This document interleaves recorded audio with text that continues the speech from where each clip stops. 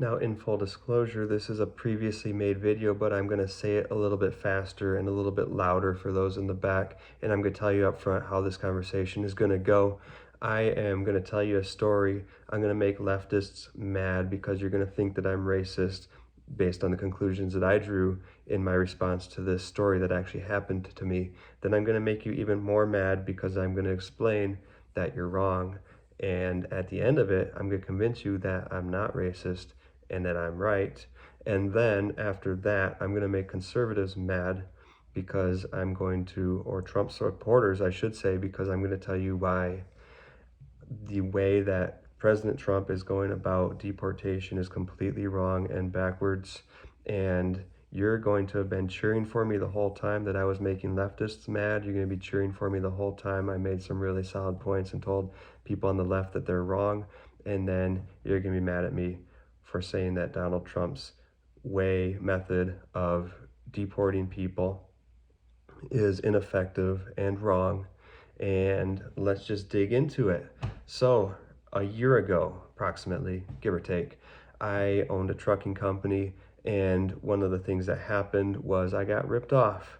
I got ripped off by illegal immigrants. I don't know for a fact that they were illegals. I do know that they were Hispanic. This is where you start to get mad at me because you think I'm making the assumption that just because someone was Hispanic and they ripped me off, they must be illegal immigrants, right? I'm projecting this on them, right? Well, let me explain why I say that they were almost definitely illegal immigrants. Let me explain the situation a little bit more. Whoever did this hijacked what appeared to be a legitimate account on a load board called Central Dispatch. They hijacked somebody's DOT number and MC number, and they posed as a legitimate, or I'm sorry, they hijacked whatever numbers are associated with a broker because they posed as a legitimate broker brokering a load. And after I had my drivers transport this load, this was going to be paid out after delivery, which is not unusual. That in and of itself is not unusual in the trucking industry. So that this was going to be paid out after delivery. There were some red flags along the way, and whether fortunately or unfortunately, um, it did not become absolutely clear until right about the time the load was being dropped off, just a tiny bit behind the curve to actually correct this and do something else about it besides what happened, which was that we got ripped off. The load got dropped off. It never got paid for. There was never any intention to pay for it. There was several, and I wasn't there, my drivers were there. There was a group of Hispanic men receiving that vehicle. They seemed really nervous. They had set up a location that was not actually associated with the supposed business. Um, Again, there were some red flags along the way. But there were also some green flags, like the fact that they were using a supposedly and apparently legitimate broker's profile on this very well-known and frequently used load board, et cetera, et cetera. Anyways, that all doesn't matter. The people who received it, don't know how much this matters. The people who received it were not the actual person, but they were in close contact with the person, i.e. my drivers saw them and heard them make phone calls with the supposed broker while on site during the delivery, during the drop-off. Okay, why do I assume they were illegal immigrants? First of all, I want to say, and this might make some people mad, but it shouldn't. We don't live in a fairy tale world. There are bad people. There are bad people south of the US border, and some of those bad people, probably most of them, want to get into the US. Because if you're a bad person in a relatively poor country on the scale globally of GDP and everything else, probably one of the things you want to do is get involved with a more wealthy country relative to countries worldwide. And so the US is this big target location, both for good and for bad people who want to come here for good or bad reasons. But a land of opportunity is a land of opportunity for hardworking, honest people, and it's also a land of opportunity for scammers and anybody who wants to make a buck through any sort of shady, manipulative way.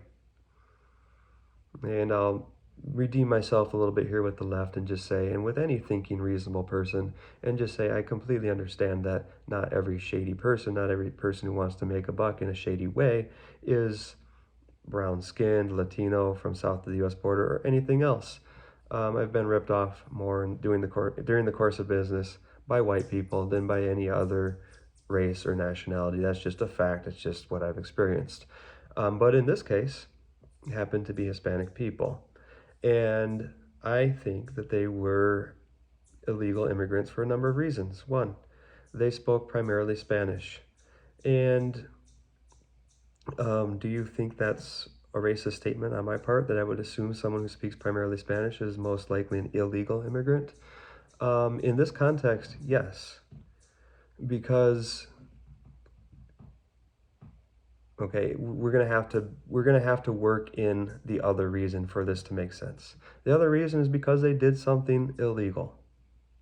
Now, not every illegal action is connected to another illegal action, but in this case, the odds that somebody who wanted to come into the US and do illegal actions at this level would choose to take the legal process to come into the United States. They would choose to go through all of that work, all of that effort, all of that legality, and they would choose to put their name in government records, and they would choose to be in the system to come here and commit crime. That doesn't make any sense. Someone who's going to come here and commit crime is not going to get into the country the legal way. They're going to get in the illegal way, right? That's just logical. But it also ties in with the fact that they spoke primarily Spanish, and that is because the other argument you could make is, well, they were the sons of people who came into the United States and they were born here and therefore they have citizenship because that is a law of the United States, a birthright citizenship. Or they were the sons of, good people who came in the right way and came in the legal way, but then they went bad. Their parents or their grandparents immigrated to this country and they did it legitimately, but then they went bad. And that doesn't make any sense at all on the basis that they still spoke primarily, or presumably some of them only, Spanish. Here's why that doesn't make sense. I have been around students, I've been a teacher in public schools, and I've had students who came from Hispanic families. I've had students whose parents were direct immigrants to the United States. So they were like second generation. And guess what? Those second generation students did not speak Spanish as well as I do. And I speak fairly fluently, but not like a native speaker. I actually taught Spanish to the sons and daughters of first generation immigrants. They do not grow up learning primarily Spanish. They grow up learning primarily English. And speaking primarily in English as they go to school and as they're around their friends and everything else. So, and I will have to admit that that might be different in some demographics. If you move to a really big city and there's a really big Hispanic population, it's easier to have friends who speak Spanish, all of that.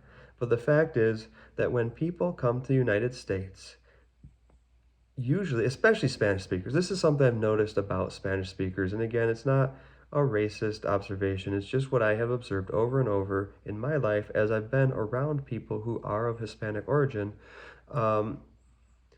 They're usually pretty committed to learning English. And that's because it's a very practical decision. You come to a country where a lot of people speak English. Even if you have a community that speaks Spanish, it makes sense to learn the language of the country that you're coming to, because you're going to be able to do business with more people. You're going to be able to, have so many more opportunities. And the people who are coming to this country looking for a better life, looking for work, They want to have every opportunity to have that better life and to have that work that they can get.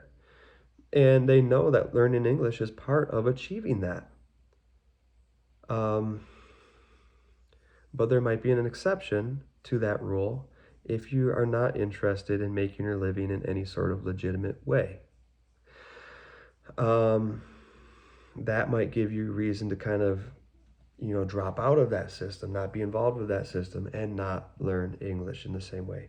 But if that sounds racist for me to say that, let me point out why that's completely false. It's completely wrong.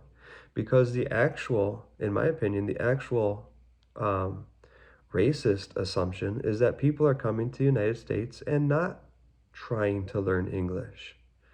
Um, to say that these would have been the sons or grandsons of somebody who came into this country legitimately um, doesn't really make sense because that's not what's actually happening.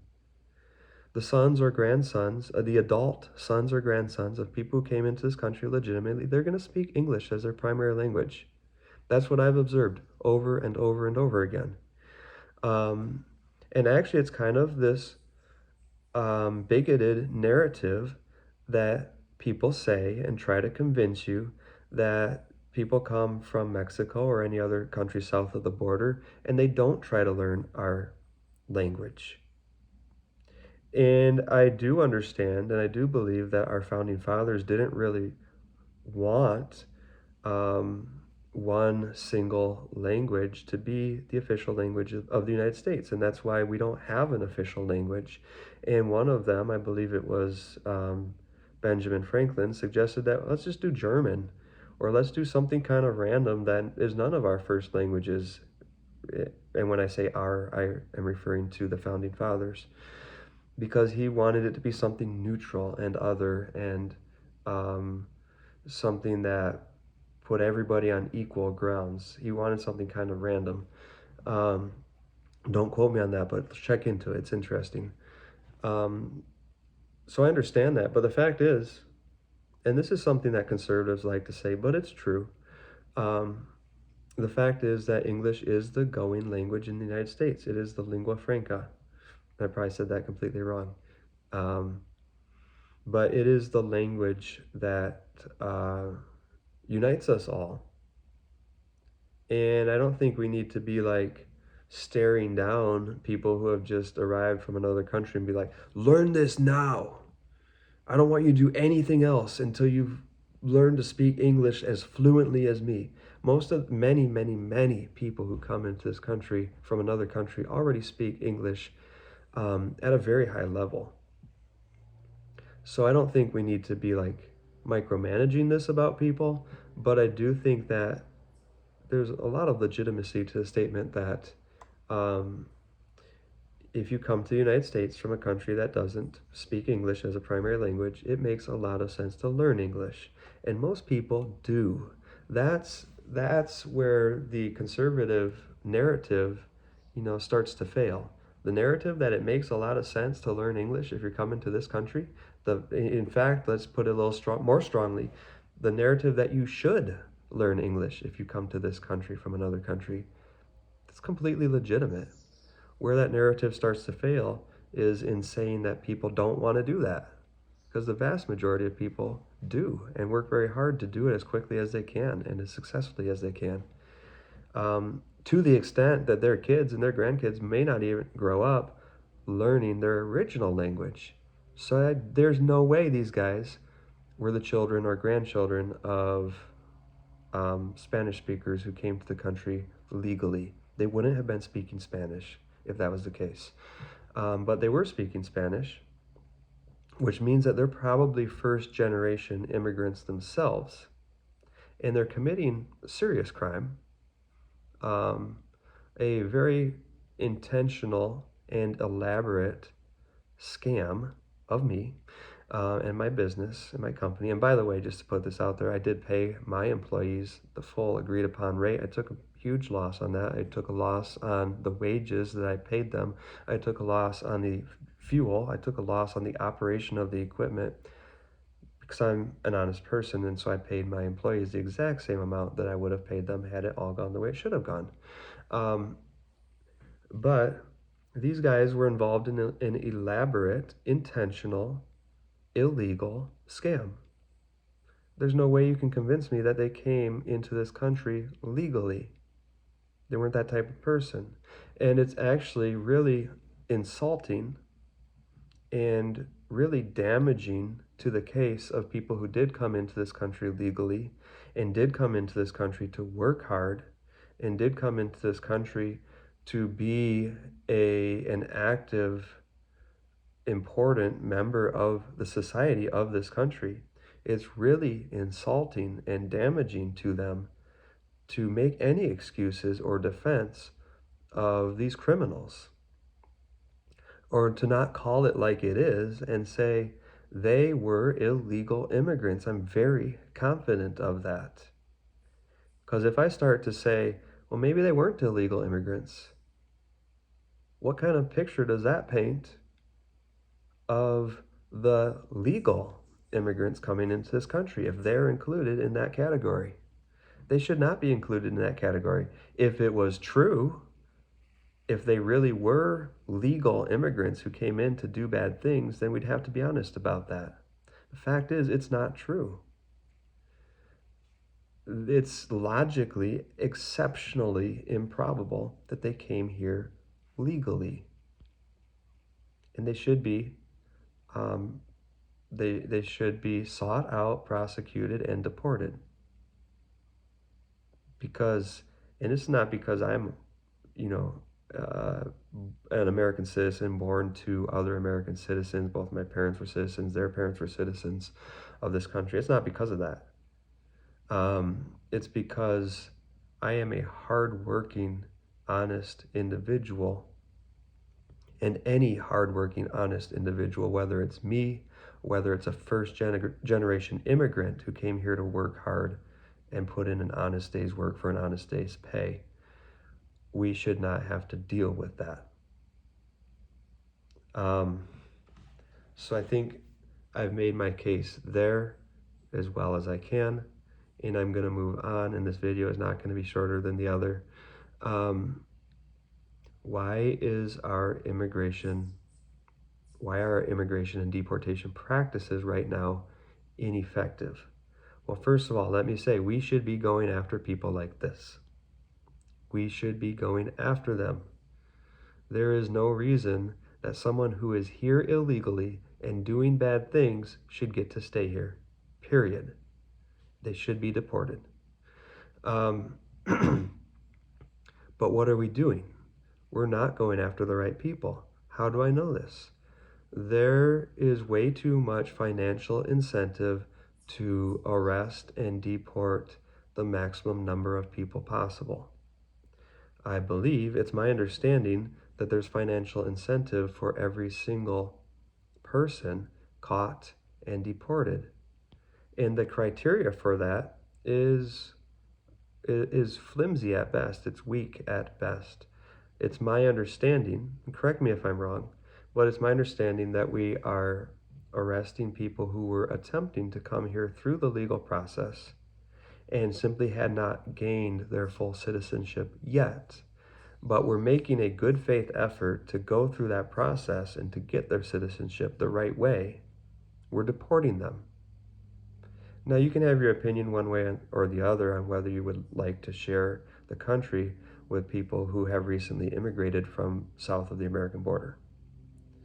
But what you cannot say is that is an effective way of capturing the worst criminals and getting them out of the country, especially when there's a financial incentive to ICE agents for every person that they capture. Here's what that looks like. The easiest people to capture are the people who are going through the process the correct way. They're showing up for every meeting that they're supposed to have in this process of becoming an American citizen.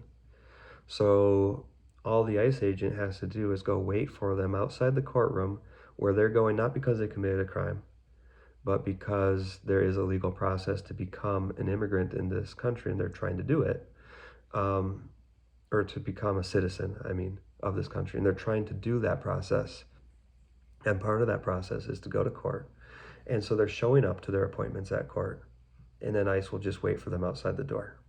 And when they come out, they're an easy target.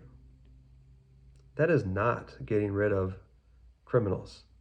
It actually takes a little bit of effort to investigate something like this and get rid of a criminal. But the benefit to our society is inarguably so much greater to do that.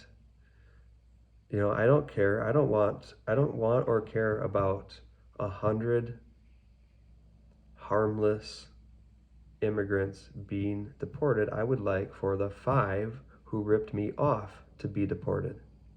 And then we can talk about whether we want to revoke, you know, or not revoke, but if we want to take away the legal process that those others were going through to get into this country legally, if we want to take that away from them, that's a different conversation. And I'm going to be honest, I'm on the side of not taking that away from them, especially if they've shown that they're going to go through the process the right way and be honest, hardworking, upstanding citizens of this country once they reach that point. But we can have that conversation. That's a legitimate conversation. But the very first thing that we should be doing, and the only thing that we're not doing right now, is actually doing the hard work of finding and arresting and deporting the people who came here to do criminal actions within this country.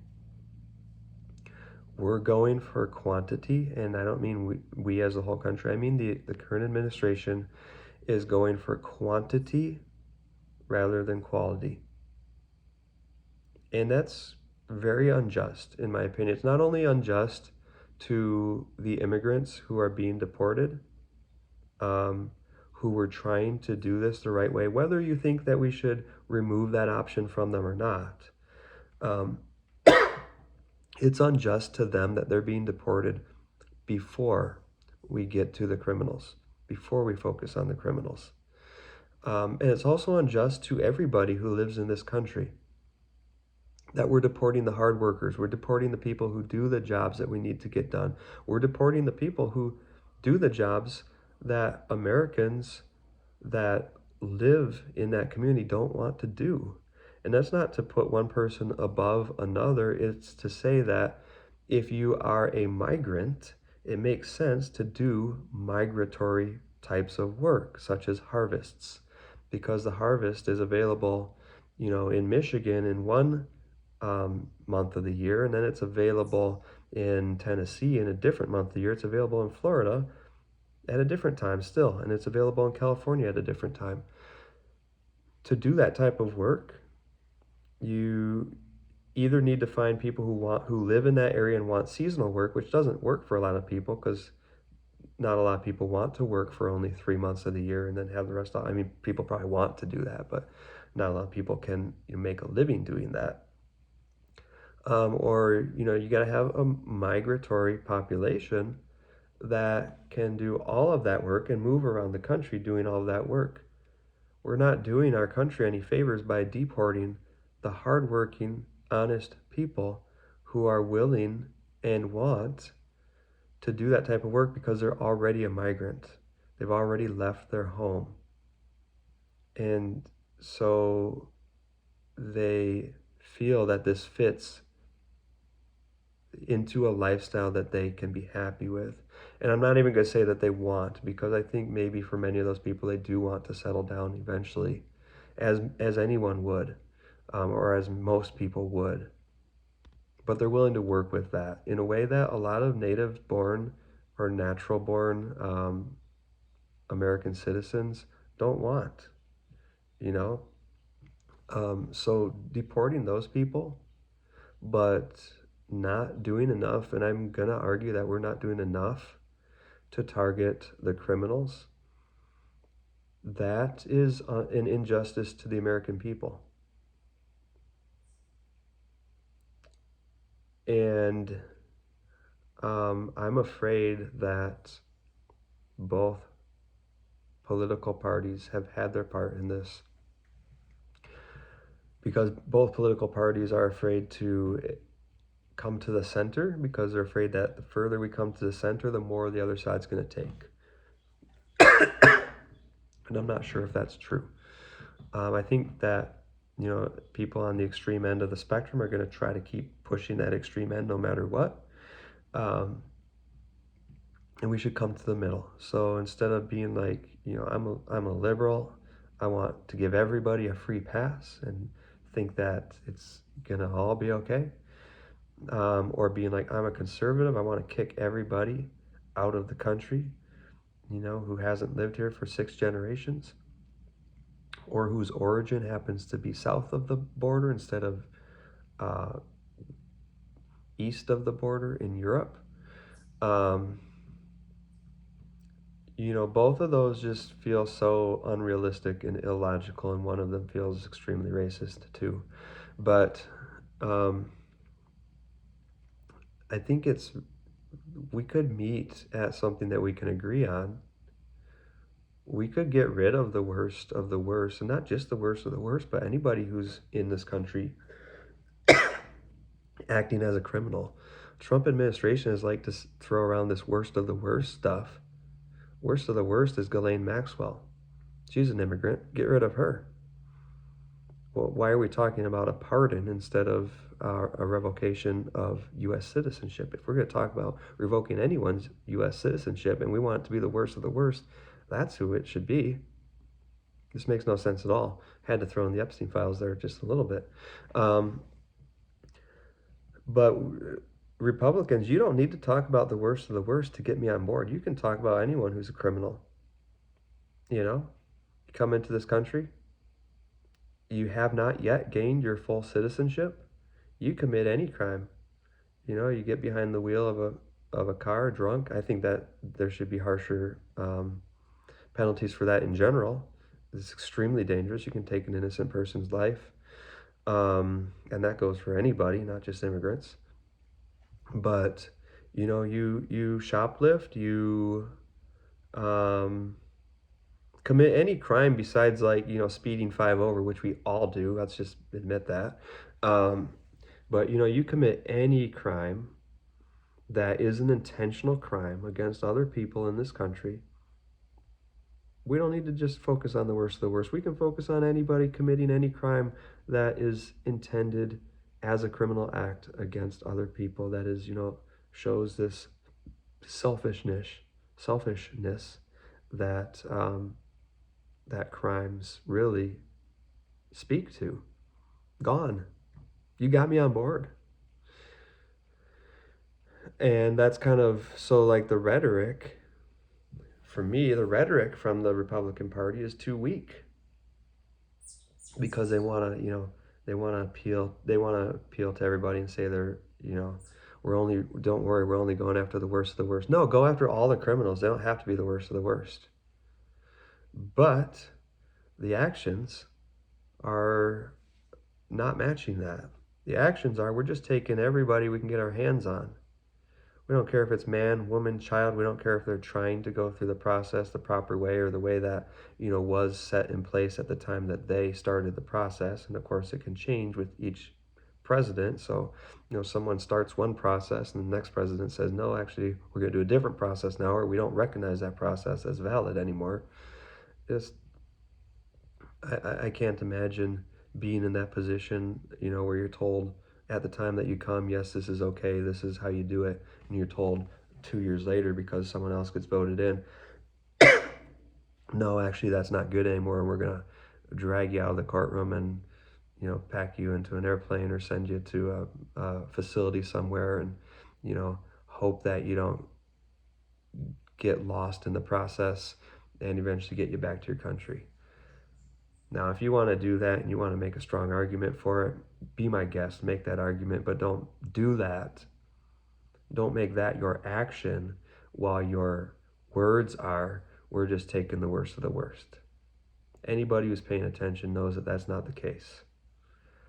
So, that's this video. I have another one up that tells the same story. It has slightly different emphasis, emphasize. You can watch that one too. But here it is for what it's worth. Thanks for watching. I appreciate all the views. Have a good day.